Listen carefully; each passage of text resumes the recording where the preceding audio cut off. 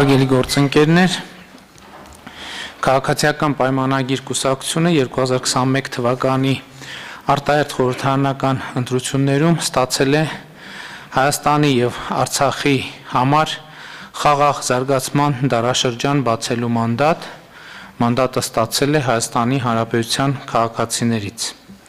Այդ մանդատը ենթադրում է մեր երկրի շուրջ բարենպաստ միջավայրի ձևավորում, տարածաշրջանային կոմունիկացիաների բացում, տարածաշրջանային կայունության ու տևական խաղաղության հաստատում։ Խորհրդարանական արտահերթ ընտրություններից հետո սակայն տեղի ունեցավ եւ տեղի է ունենում այն, ինչ մենք կանխատեսում էինք, ասելով, որ մեծ է հավանականությունը, որ Ադրբեջանը ի հեճուկս միջազգային ասպարեզներում արվող խաղաղասիրական հայտարարությունների ամեն ինչ անելու է խաղաղությունը տարածաշրջանում խոչընդոտելու համար եւ սա անելու է մի մարտավարությամբ, որը նույնպես կանխատեսելի է, ցույց տալով, թե Հայաստանը կամ Արցախը իբր դեմ են խաղաղությանը, դեմ են սահմանազատման եւ սահմանագծման գործընթացներին եւ այս ֆոնին ագրեսիվ քաղաքականություն կառուցելու կեղծ հիմնավորումներ է ստեղծելու, ինչի դրսևորումները մենք տեսնում ենք նաեւ վերջին օրերին, բայց դա տեսել ենք նաեւ վերջին ամիսներին։ Մասնավորապես Ռուսաստանի, Հայաստանի, Ադրբեջանի փոխվարչապետերի մակարդակով գործող աշխատանքային խումբը բավականին կառուցողական եւ արդյունավետ աշխատանք է իրականացնում տարածաշրջանային կոմունիկացիաների բացման վերաբերյալ եւ Ադրբեջանի անհասկանալի հայտարարությունները, այսպես կոչված Զանգեզուրի միջանցքի մասին, որևէ կապ չունեն աշխատանքային խմբի կատարած աշխատանքի եւ որ առավել կարեւոր է հունվարի 11-ի Մոսկվայի եռակողմ հայտարարության բովանդակության հետ, որը բացահայտում է, թե ինչ է նշանակում եւ ինչպես պետք է իրագործվի նոյեմբերի 9-ի եռակողմ հայտարարության 9-րդ կետը։ Իմ մեկնաբանությունը միանշանակ է։ Ադրբեջանը միջանցքի մասին հայտարարություններ անում է եռակողմ աշխատանքային խմբի գործունեությունը խաթարելու եւ տարածաշրջանային կոմունիկացիաների բացում թույլ չտալու համար։ Ինչու՞, որովհետև Ադրբեջանի նպատակն է շարունակել Հայաստանի շրջափակման շուրջ 30-ամյա գործընթացը քաղաքականությունը։ Բայց մենք առանց սեթևեթելու շարունակելու ենք աշխատանքը եռակողմ աշխատանքային խմբում Հայաստանի շրջափակումը ճեղքելու ուղղությամբ եւ ռուսաստանցի մեր գործընկերների, միջազգային մեր գործընկերների աջակցությամբ հասնելու ենք տարածաշրջանային կոմունիկացիաների բացմանը, այսինքն Հայաստանի Հանրապետության ապաշրջափակմանը։ Հաջորդը Ադրբեջանը փորձում է ներկայացնել, թե Հայաստանը դեմ է եւ խոչընդոտում է սահմանազատման եւ սահմանագծման աշխատանքներին։ Իրականությունը ուղիղ հակառակն է, այդ Ադրբեջանն է դեմ սահմանազատման եւ սահմանագծման աշխատանքներին, որովհետև ասպարեզ է բերել ակնհայտորեն կեղծված քարտեզներ, փորձելով հիմնավորել իր զինված ուժերի ներկայությունը Հայաստանի ինքնիշխան տարածքի մի շարք հատվածներում, մասնավորապես հայ-ադրբեջանական սահմանի Սոտք խոզնավար հատվածի մի շարք տեղանքներում։ Ինչպես միջազգային հանրությունը, այնպես էլ Հայաստանը հստակ արտահայտել են իրենց դիրքորոշումը այս հարցի վերաբերյալ նույնպես։ Տվյալ տարածքներից Ադրբեջանի զինված ուժերի դուրսբերում, սահմանագծից եւ Հայաստանի եւ Ադրբեջանի զինված ուժերի հայելային ետքաշում մշտական տեղակայման վայրեր, սահմանագծի վրա ռուս սահմանապահների եւ կամ միջազգային դիտորդների տեղակայում եւ միջազգային հովանու ներքո սահմանագծման եւ սահմանազատման աշխատանքների նախապատրաստություն եւ մեկնարկ։ Մեր այս առաջարկը շարունակում է մնալ ուժի մեջ եւ մենք մեր գործընկերների, մասնավորապես ռուսաստանցի գործընկերների հետ աշխատում ենք այս ուղղությամբ, իսկ Ադրբեջանը որևէ կերպ չի արձագանքել այս հայտարարությանը եւ առաջարկին։ Ադրբեջանը փորձ է անում տպավորություն ստեղծել, թե Հայաստանը դեմ է խաղաղությանը եւ խաղաղության պայմանագրին։ Մինչդեռ Հայաստանը արդեն մի քանի անգամ հրապարակային ողջունել է ԵԱՀԿ Մինսկի խմբի համանախագահների ապրիլի 13-ի հայտարարությունը, որում մասնավորապես ասվում է. Մեջբերում եմ. Հաշվի առնելով ԵԱՀԿ մանդատի ժամկետները եւ տարածաշրջանի բոլոր բնակիչների ձգտումները դեպի կայուն, խաղաղ եւ բարեկեցիկ ապագա, համանախագահները շեշտում են, որ հատուկ ուշադրություն պետք է դարձնել վերջնական, համապարփակ եւ կայուն կարգավորման ձեռքբերմանը կողմերին լավ հայտնի սկզբունքների հիման վրա։ Այս առումով նրանք կոչ են անում կողմերին առաջին իսկ հնարավորության դեպքում վերսկսել բարձր մակարդակի քաղաքական երկխոսությունը համանախագահների հովանու ներքո։ Համանախագահները կրկնում են ուղղակի երկկողմ խորհրդատվություններ կազմակերպելու իրենց առաջարկը, որպեսզի կողմերը համատեղ վերանայեն եւ համաձայնեցնեն իրենց առաջնահերթությունները ներկայացնող կառուցվածքային օրակարգը առանց նախապայմանների։ Մեջբերման ավարտ։ Ուզում եմ հիշեցնել, որ կողմերին լավ հայտնի սկզբունքները, որոնց մասին խոսվում է այս հայտարարության մեջ եւ որոնք դրված են Ղարաբաղյան հակամարտության կարգավորման հիմքում, երեքն են. ժողովուրդների ինքնորոշում, ուժի կամ ուժի սպառնալիքի կիրառման բացառում եւ տարածքային ամբողջականություն։ Համանախագահների այս հայտարարությունը այսպիսով ոչ այլ ինչ է, քան տարածաշրջանում խաղաղության հաստատման ճանապարհային քարտեզի առաջարկ, եւ Հայաստանը, կրկնում եմ, ողջունել է այս հայտարարությունը եւ դրական է արձագանքել դրանում նշված դրույթներին եւ ուզում եմ եւս մեկ անգամ պաշտոնապես հայտարարել, որ Հայաստանը պատրաստ է Ղարաբաղյան խաղաղ կարգավորման գործընթացի վերսկսմանը համանախագահների հայտարարության մեջ նշված ֆորմատով եւ բովանդակությամբ։ Եվ կարծում եմ, որ Ադրբեջանի ղեկավարությունը լավ կանի ապակառուցողական գործողությունների եւ հայտարարությունների փոխարեն անսա միջնորդների հորդորներին եւ նույնպես հստակ դիրքորոշում հայտնի համանախագահների հայտարարության վերաբերյալ։ Հստակ է, որ մենք նախանձախնդիր հետապնդելու ենք Արցախի ժողովրդի ինքնորոշման իրավունքի իրականացմանը։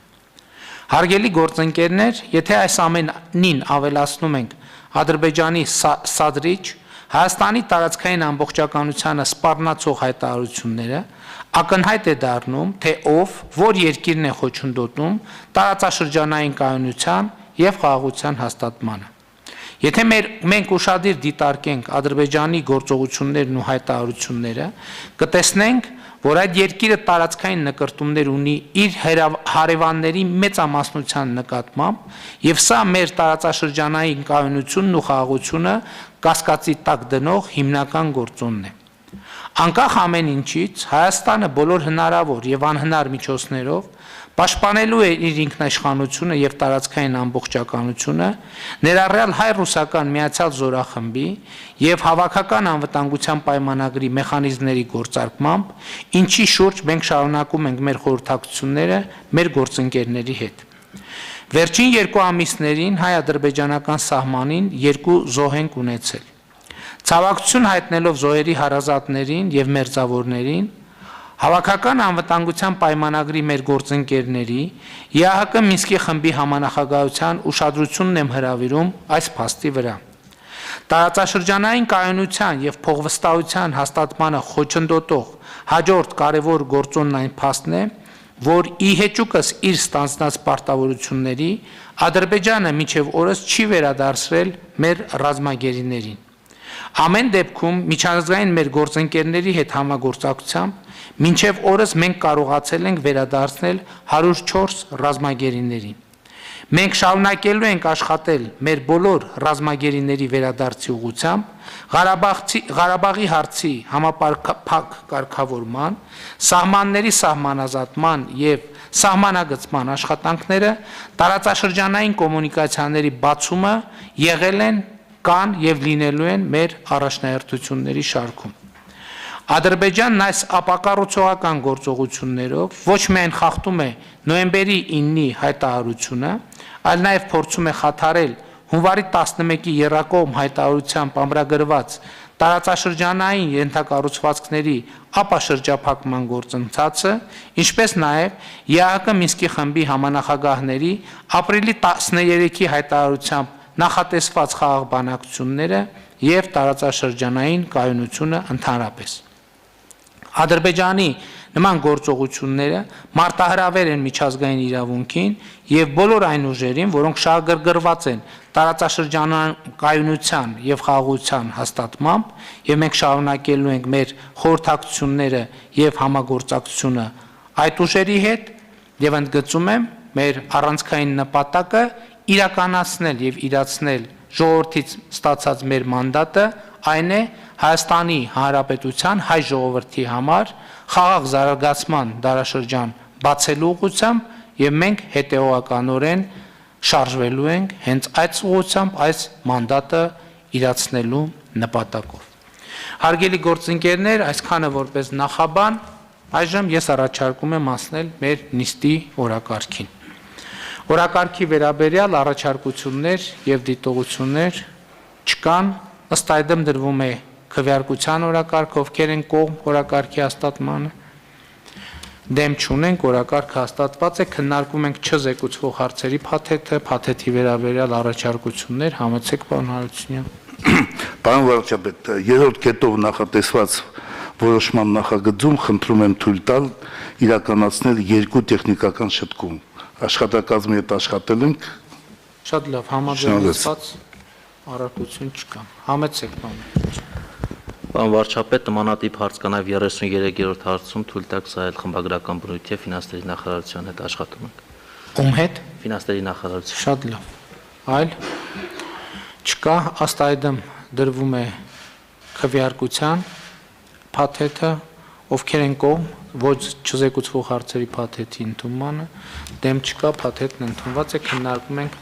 զեկուցվող հարցերը։ Հարց համար 7 նախադպրոցական ուսումնական հաստատությունների պետական բյուջեից 1 սանի հաշվարկով ֆինանսավորման կարգը, այդ թվում կրթության և զարգացման առանձնահատուկ պայմանների ապահովման համար անհրաժեշտ ֆինանսավորման բարձրացված չափանակը սահմանելու մասին հարցը զեկուցող կրթության, գիտության, մշակույթի և սպորտի նախարարի պաշտոնակատար Վահրամ Դումանյան։ Խնդրեմ, պարոն Դումանյան։ Շնորհակալություն, պարոն վարչապետ, հարգելի գործընկերներ։ Հայաստանի Հանրապետության կառավարությունը որպես ռազմավարական նպատակ որդեգրել և իրականացնում է նախադպրոցական տարիքի երեխաների համընդհանուր կրթության ապահովման քաղաքականություն։ Սակայն նախադպրոցական կրթության և ծառայությունների շարունակական մատչելիության ապահովման համար սահմանված չէ ֆինանսավորումը կարգավորող նորմատիվային իրավական ակտ։ Դրա բացակայության պատճառով խիստ տարբեր են համայնքային նախադպրոցական հաստատություններում երեխաների կրթական ծրագրերի իրականացման նյութատեխնիկական և ուսումնամեթոդական պայմանները, նախադպրոցական մանկավարժական կադրերի վարձատրությունը։ Նախադպրոցական ծառայությունների ֆինանսավորման համար մի դեպքում ելակետային է համարվում երեխաների փաստացի միջին հաճախումների թիվը, մյուս դեպքում հաստատության տարիֆիկացիայով հաստատված պլանային թիվը։ Արդյունքում ֆինանսական հատկացումների զգալի տարբերություններ են ստեղծվում։ Այլ խնդիր է նախադպրոցական տարբեր հաստատությունների կողմից իրականացվող ծախսերի անհամամասնությունը և դրանց ֆինանսավորման էական տարբերությունները համայնքից համայնք, ինչպես նաև Երևանի տարբեր վարչական շրջաններում։ Հաստատությունների մանկավարժական անձնակազմի աշխատանքի վարձատրությունների չափը միևնույն կրթական ցենզի, միևնույն ստաժի առկայության պայմաններում շատ տարբեր են։ Բացակայում են նաև ՀՀ օրենսդրությամբ սահմանված աշխատողներին ուղղվող խթանման ֆոնդի հնարավորությունները։ Ներկայացվող ֆինանսավորման կարգը նպատակ ունի կանոնակարգել դաշտը, առաջարկելով միասնական մեթոդաբանություն նախադպրոցական հաստատությունների ֆինանսավորման մասով։ Առաջին փուլում կգործի իբրև պետական բյուջեից ֆինանսավորման հատկացման մեթոդաբանություն, հետագայում կարող է նաև ուղենիշային հանդիսանալ ոլորտի ֆինանսավորման համար ընդհանրապես։ Բացի այդ, հաշվի առնելով, որ համաձայն վիճակագրության նախադպրոցական կրթությունը հատկապես դժվար հասանելի է որոշ խմբերի համար, որոնք այդ ծառայություններից օգտվելու համար կարիք ունեն հավելյալ աջակցության, ինչպես նաև առաջնորդվելով նախադպրոցական կրթության մասին օրենքով սահմանված առաջնահերթություններից, նախագծով առաջարկվում է ֆինանսավորում իրականացնել հետևյալ խմբերի երեխաների համար ներկայացվող ժամանակացույցով։ Առաջին, 2022 թվականի սեպտեմբերի 1-ից կրթության եւ զարգացման առանձնահատուկ պայմանների կարիք ունեցող երեխաների համար, 2023 թվականի սեպտեմբերի 1-ից ընտանեկան նպաստ ստացողների համակարգում հաշվառված ընտանիքների երեխաների համար, 2024 թվականի սեպտեմբերի 1-ից 3 եւ ավելի երեխա ունեցող ծնողների երեխաների համար, 2025 թվականի սեպտեմբերի 1-ից զինծառայող ծնողի երեխաների համար։ Պետական բյուջեից 1/20-ի հաշվարկով ֆինանսավորումը կազմում է շուրջ 425,000 դրամ տարեկան կտրվածքով եւ ենթադրում է, որ պետական բյուջեի ծախսային մասը կավելանա։ Նախագծում տրված են նաեւ այդ կանխատեսվող տվյալները։ Հավելեմ, որ ներկայացված կառավարության որոշման նախագծի ընդունումը նախատեսված է նախադպրոցական կրթության մասին Հայաստանի Հանրապետության օրենքի 23-րդ հոդվածի առաջին մասի 7-րդ կետով։ Հաշվի առնելով վերոշահադրյալը առաջարկում եմ հաստատել ներկայացված նախագիծը։ Շնորհակալություն։ Համեցեք հարցեր։ Չկան հարցեր։ Մենք ըստ էության այստեղ ինձ մոտ մենակ մի երկու հարցացակում, մեկը պարզաբանման նպատակով, փաստորեն մենք 1/20-ի հետ կապված ֆինանսավորման չափականակն ենք ավելացնում կոնկրետ խմբերի հասցեականությունը ապահովելով, ճիշտ եմ հասկանում։ Այո, պարոն վարչապետ, եւ այդ խմբերը փոփոխվում են մինչեւ 2026 թվականը, 22 թվականից սկսած։ Առաջին դեպքում 22 թվականից ներառվում են այս ցանկում ուրեմն զարգացման եւ կրթության առանձնահատուկ պայմանների կարիք ունեցող հաշմանդամ տարբեր երեխաների այս խումբն է 22 թվականի հաջորդ տարվա սեպտեմբերի 1-ից 1 տարի անց ավելանում է, այսինքն հաջորդ խումբն է գալիս թիրախային, որտեղ ներառված արդեն նպաստ ստացող ընտանիքների երեխաները, սոցիալական անապահով այդ խավի երեխաները, հաջորդը ուրեմն մենք ունենում ենք արդեն այն ընտանիքի երեխաները, որտեղ կան 3 եւ ավելի երեխաներ, սա 24 թվականն է եւ վերջապես 25 թվականին ավելանում են ուրեմն զինծառայող ծնողների երեխաները, առայժմ այսքանով ավարտվում է մեր այս ծրագիրը։ Շատ լավ, երկու դիտարկում այդ կապակցությամբ։ Առաջինը մենք փաստորեն 2022 թվականի սեպտեմբերի 1-ից հնարավորություն ենք ստեղծում, որպեսզի դաստիարակ ուսուցիչների աշխատավարձերի որոշակի բարձրացում տեղի ունենա որոշակի հատվածներում։ Հիմա ես առաջարկում եմ հետևյալը, որ մենք որպեսզի հատվածական չգործենք, մենք պայմանավորվենք, որ աշխատավարձի բարձրացումը տեղի ունենալու ատեստավորումից հետո, այսինքն մենք բարձրացնելու ենք միայն այն ուսուցիչ դաստիարակների աշխատավարձը, որ ինչպես մենք խոսել ենք բազմիցս, անցած կլինեն ատեստավորում եւ հաստատած կլինեն իրենց որակավորումը։ Ինչքան էլ որ մենք այս փուլում առայժմ խոսում ենք տարբերությունները համահարթեցնելու եւ հավասարեցնելու մասին, միևնույնն է, եթե մենք ավել ֆինանսական միջոց ենք ծախսում, այդտեղ պարտադիր որակի բաղադրիչը պետքա ներկա լինի։ Հետևաբար այս կետը ուժի մեջ է մտնում պայմանով, ոչ թե այս կետը, այլ աշխատավարձերի բարձրացման մեր պարտավորությունը, որ կարող է բարձրացվել միայն որակավորումը հաստատած, վերահաստատած ուսուցիչ դաստիարակների աշխատավարձը։ Սա առաջին դիտարկումը։ Հաջորդ դիտարկումը հետևյալն է.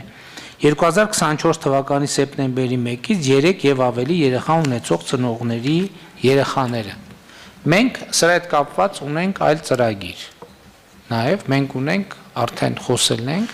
որ երրորդ եւ յուրաքանչյուր հաջորդ երեխայի համար, ես դա նախընտրական շրջանում ասել եմ, պետքա սահմանենք մեր, այսինքն նպաստ, որը քաղաքական առումով անվանում ենք турք երրորդ եւ հաջորդ յուրաքանչյուր երեխայի։ Ես կարծում եմ, որ այս մասում մենք պետքա այս կետը կանխենք, այսպես ասած, դեռ պայմանական թողենք այստեղ, որովհետեւ եթե մենք այս գումարը բավականին շոշափելի աջակցություն ցուցաբերելու ենք երրորդ եւ ավել երեխա ունեցող ընտանիքներին, հետեւաբար մենք այս միջոցները, որ պիտի ծախսենք այստեղ, մենք պետք է վերահասցեագրենք, որպեսզի կամ էլ մեխանիզմը, այլ մեխանիզմ գործի, որ այդ գումարները հաշվանցվեն եւ հաշվարկվեն, որովհետեւ ճիշտ չի լինի, որպես այդպիսի մեծ ճեղք կառաջանա տարբեր երեխաների միջև։ Այսինքն այս երկու պայմանը, ես չգիտեմ հիմա սա մենք ոնց ենք արձանագրում որոշման մեջ, բայց արձանագրեք, որ այս երկու պայմանը պարտադիր է, որպեսզի մեր քաղաքականությունները ներքին կապերը չկորցնեն։ Սրանից հետո մենք պետք է պայմանավորվենք հետևյալը. կրթական համակարգում մենք պարտադիր պետք է իրականացնենք աշխատավարձերի բարձրացման քաղաքականություն, բայց այդ քաղաքականությունը չի կարող տեղի ունենալ առանց որակավորման, բարձրացման եւ որակավորման հաստատման։ Բոլոր մենք պետք է համոզված լինենք, սա ռազմավարական հարց է, որ մեր երեխաների հետ աշխատող մարդիկ ունեն պատշաճ որակավորում եւ տիրապետում են պետության կողմից ընդունած չափորոշիչներին, դրանց իրականացման հմտություններ ունեն, որից հետո մենք իհարկե պետք է նրանց վարձատրության չափերը մեծացնենք։ Սա որպես սկզբունք հետագա բոլոր որոշումների համար եւ նաեւ երրորդ եւ յուրաքանչյուր հաջորդ երեխայի հետ կապված մեր քաղաքականությունները տարբեր ոլորտներում իրականացնելիս մենք պետք է հիշենք, որ այդտեղ բավականին լուրջ ծրագիր ունենք եւ այսպես ասած ծրագրերի ներքին կապերը չպետք է կորցնեն, դրանք իրարից կտրված չպետք է դիտարկենք, այսքանը։ Որոշումը առաջարկում եմ քվեարկության կդնեմ այդ փոփոխությունները հաշվի առնելով, որպեսզի համապատասխան ձևակերպումներ արվեն։ Կան այլ հարցեր դիտարկումներ, ըստ այդմ դրվում է քվեարկության, ովքեր են դեմ որոշման ընդունմանը, դեմ չկա, որոշումն ընդունված է։ Քննարկում ենք հարց համար 28-ը Հայաստանի Հանրապետության կառավարության 2010 թվականի սեպտեմբերի 9-ի համար 1251-ը որոշման մեջ փոփոխություններ եւ լրացումներ կատարելու մասին հարցը։ Զեկուցող ոստիկանության պետ Վահե Ղազարյան, խնդրեմ պարոն Ղազարյան։ Շնորհակալություն մեծարգո վարչապետ, հարգելի գործընկերներ, օրակարգի 28-րդ նախագծով առաջարկվում է փոփոխություններ եւ լրացումներ կատարել կառավարության 2010 թվականի սեպտեմբերի 9-ի 1251-ն որոշմամբ սահմանված տրանսպորտային միջոցների համարանիշների հաշվառման եւ հատկացման կարգում։ Ներկայումս գործող կարգի համաձայն տրանսպորտային միջոցի զույգ համարանիշների, այդ թվում մեծ պահանջարկ ունեցողների կորուստյան կամ գողության դեպքում օգտագործողը զրկվում է դրանց կրկնօրինակը ստանալու հնարավորությունից։ Ես ստիպված է ստանալ նոր թվերով եւ տարերով համարանիշ։ Նշված իրավակարգավորումը նպաստել է վերջին ժամանակահատվածում հատկապես մեծ պահանջարկ ունեցող համարանիշների գողությունների եւ դրանք վերադասնելու դիմաց այն օգտագործողից գումար շորթելու դեպքերի ավելացմանը։ Առաջարկող նախագծով զույգ համարանիշների կորուստի դեպքում օգտագործողին իր ցանկությամբ պետական турքի վճարի դիմաց 12000 դրամ կհատկացվի նոր համարանիշների կրկնօրինակը հերթական վերթողարկմանը համապատասխանող արաբական թվանշանով գրառմամբ։ Որոշումը ուժի մեջ է մտնելու պաշտոնական հրապարակումից 3 ամիս հետո։ Նշված ժամանակահատվածը անհրաժեշտ է ոստիկանության կողմից համարանիշների կրկնօրինակները հերթական վերթողարկմանը համապատասխանող արաբական թվանշանով գրառմամբ տպագրելու տեխնիկական հնարավորությունը ապահովելու համար։ Որոշման գործողության տարածվելու է 2020 թվականի հունվարի 1-ից ցակած հարաբերությունների վրա։ Խնդրում եմ այն հաստատել։ Հարգելի գործընկերներ, գիտեք, որ Հայաստանում, ինչպես իհարկե ամբողջ աշխարհում, գողության նոր տեսակ է հայտնվել, գողանում են ավտոմեքենաների պետհամարանի շերը եւ սեփականատերերից դրամ շորթելով այն վերադարձնում են, քանի որևէ տեղ պահում են, հետո որևէ ձևով նոր տեխնոլոգիաներով շորթում են կատարում պետհամարանի վերադարձնելու համար։ Իհարկե վերջին շրջանում մեր իրավապահ մարմինները մի քանի այդպիսի խմբեր բացահայտել եւ ձերբակալել են, բայց մենք որոշեցինք այդ հանցատեսակը անիմաստ դարձնելու համար կայացնել հետեւյալ որոշումը, որ համապատասխան պետական турքի վճարումով կտրվի համարանիշի կրկնօրինակը, այսինքն այդ պարագայում ոչ թե քաղաքացին ստիպված կլինի համարանիշի մեծ փրկագին վճարել, այլ ուղղակի պետական турքով ստանալ համարանիշի կրկնօրինակը եւ ես կարծում եմ սա շատ կարեւոր որոշում է այդ խնդիրը արմատապես լուծելու համար։ Հարցեր կան, չկան հարցեր, ըստ այդմ դրվում է քվեարկության, ովքեր են դեմ որոշման ընդունմանը, դեմ չկա, որոշումն ընդունված է։ Քննարկում ենք հարց համար 31-ը Հայաստանի Հանրապետության 2021 թվականի պետական բյուջեի մասին օրենքում վերաբաշխում եւ Հայաստանի Հանրապետության 2020 թվականի դեկտեմբերի 30-ի համար 2215 որոշման մեջ փոփոխություններ եւ լրացումներ կատարելու մասին հարցը զեկուցող աշխատանքի եւ սոցիալական հարցերի նախարարի պաշտոնակատար Մարիկ Մկրտչյան։ Համեցեք, պարոն Մկրտչյան։ Շնորհակալություն մեծարգո պարոն վարչապետ, հարգելի գործընկերներ, ձեր քննարկմանն եմ ներկայացնում Հայաստանի Հանրապետության 2021 թվականի պետական բյուջեի մասին օրենքում վերաբաշխում եւ Հայաստանի Հանրապետության կառավարության 2020 թվականի դեկտեմբերի 30-ի N2215-ն որոշման մեջ փոփոխություններ եւ լրացումներ կատարելու մասին Հայաստանի Հանրապետության կառավարության որոշման նախագիծը, որով առաջարկվում է ֆինանսական միջոցներ հատկացնել Արցախի Հանրապետությունում հաշվառված կամ փաստացի բնակված քաղաքացիներին 4 ամիս ժամկետով ամսական դրամական օգնություն տրամադրելու միջոցառման շրջանակներում 2021 թվականի հունիս ամսվա համար աջակցություն տրամադրելու նպատակով։ Խոսքը 68000-ական դրամական աջակցությունների մասին է, որոնք շահառուներին արդեն իսկ վճարվել են մարտ-մայիս ամիսների համար։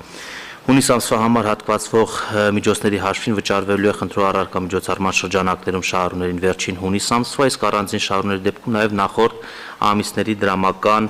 օգնությունը։ Պահանջվող գումարը կազմում է 7 միլիարդ 344 միլիոն դրամ, որից պետական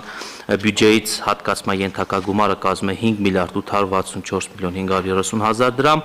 եւ պահուստային ֆոնդից պահանջվող գումարը 2 միլիարդ 200 միլիոնն է, իսկ մնացած 3 միլիարդ 664 միլիոն 530 հազարը կտրվի սոցիալական ոլորտի ծախսերի գծով նախատեսված միջոցառումների հաշվին, դրանց վերաբաշխման արդյունքում խնդրում եմ հաստատել։ Շատ լավ, հարգելի գործընկերներ, պարոն Գրիգորյան, ես կցանկանայի, մենք իհարկե խոսել ենք, բայց մենք ամփոփ ենք ի վերջո այս ընթացքում Արցախին մեր ցուցաբերած աջակցության ծավալը եւ ուզում եմ հարգելի գործընկերներ իհարկե հասկանալի է որ մեզ հայտնի իրադարձություններից այդ ծանր փորձություններից հետո մեր առաջին խնդիրներից մեկը Արցախում բնականon կյանքը հնարավորինս վերականգնելը մարդկանց սոցիալական աջակցություն ցույց տալը, սոցիալական կոլապս թույլ չտալն է եղել, բայց մենք հիմա նաև քննարկում ենք այդ Արցախի կառավարության, Արցախի նախագահի հետ, որ մենք պիտի հնդածս անցում կատարենք արդեն զարգացման ծրագրերին, աշխատանքը խրախուսող ծրագրերին, տնտեսական ակտիվությունը խթանող ծրագրերին, բայց այս փուլում, պարոն Գրիգորյան, մենք ինչ վիճակ եւ պատկեր ունենք։ Հարգելի պարոն վարչապետ, հարգելի գործընկերներ, այս պայդրությամբ, որպեսզի ամփոփ պատկեր տամ, եկեք 3 բլոկի բաժանեմ ասելիքս։ Սոցիալական բլոկով մենք փաստացի ծախսել ենք 61.8 միլիարդ դրամ եւ քանի որ հայտնի պատճառներով Արցախի բյուջեի հարկային մուտքերը ըստ էության նվազել են հիմնական մասով 90%-ից ավելով, նշանակում է, որ ըստ էության այսօր մենք կարող ենք ասենք, որ մեր սոցիալական միջոցառումների շահառուները բոլոր արցախցի մեր հայրենակիցներն են, ըստ այդմ թիվ չհնչեցնեմ, բայց ես կարող եմ նաև ասել, որ մոտ 104,000 շահառու 4 անգամ, 4-րդ անգամը արդեն օգտվում միջոցառումից եւ այդ իմաստով սոցիալական բլոկը ամփոփելով այսօր փաստացի կրկնեմ 61.8 միլիարդ, բայց միջոցառումները իրանց տրամաբանությամբ ուտիլիզացման ընթացքում հասնելու է 80 միլիարդի մոտավորապես, որտեղ մենք սկզբունք ունենք, որ վարձավճարների հատուցման մասնավորապես միջոցառումը կգործի ուղիղ այնքան ժամանակ, մինչև մենք ապահովենք բնակարանով մեր հայրենակիցներին տեղահանված։ Երկրորդ բլոկը դա Արցախի կառավարության ֆինանսական պարտավորությունները եւ իրավաբանական անձանց գույքային վնասները, որով մենք հիշեցնեմ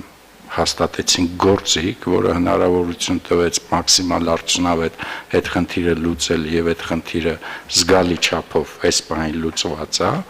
այդ գործիքի ազդեցությունը մեր բյուջետային հոսքերի վրա կազմի տարեկան մինչեւ 10 միլիարդ դրամ եւ երրորդ գործիքը, բայց դա կաշխատի տարիներ, եւ երրորդ գործիքը դա բնակարանով ապահովելու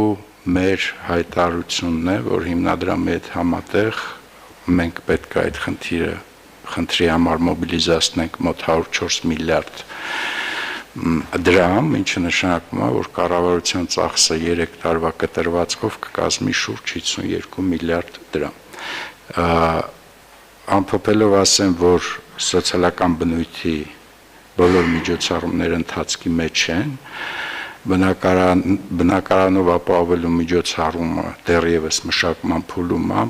երակողմագնում աշխատանքները բավականին բարդ են, բայց ես կարծում եմ հատվածներով արդեն մյուս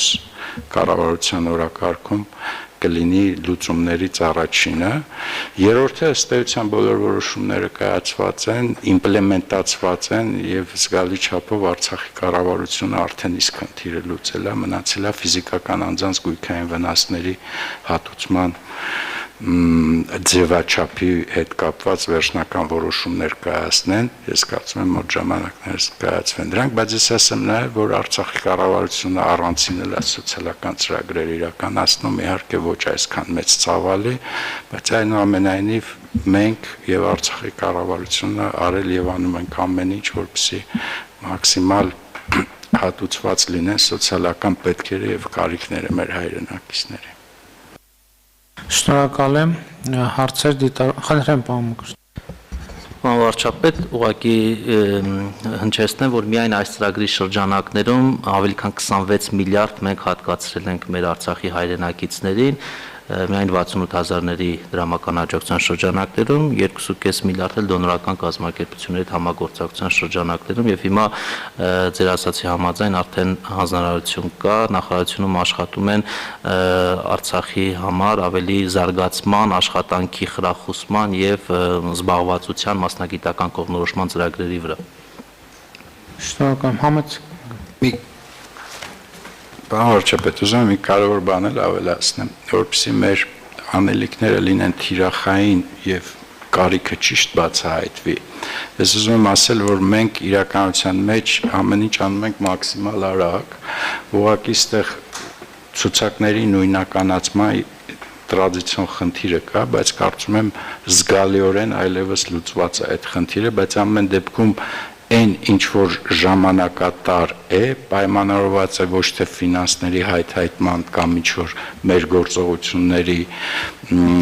խնդրով, այլ հենց շահառուների նույնականացման եւ ցուցակների ձևավորման գործընթացով։ Շնորհակալ եմ, դուք երբ որ խոսեցիք շահառուների նույնականացման մասին, ես հիշեցի, որ անցյալ տարի մենք երբ որ կորոնավիրուսի ճգնաժամի կառավարման հետ կապված